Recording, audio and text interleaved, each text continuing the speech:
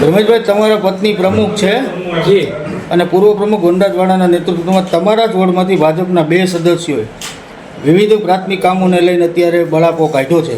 શું કહો છો? કામ એવા કોઈ બાકી છે નહીં, કામ ચાલુ છે. આપણે બધા આપણા કર્મચારીઓ કામે લાગી ગયા છે.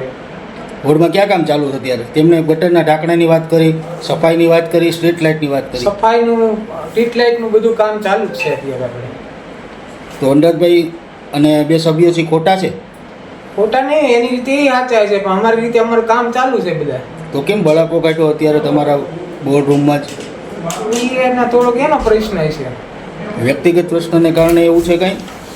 એ ભાઈ એનો પ્રશ્ન છે. હવે તો એની ભાઈ હે, એનો પ્રશ્ન છે કાંઈ પણ.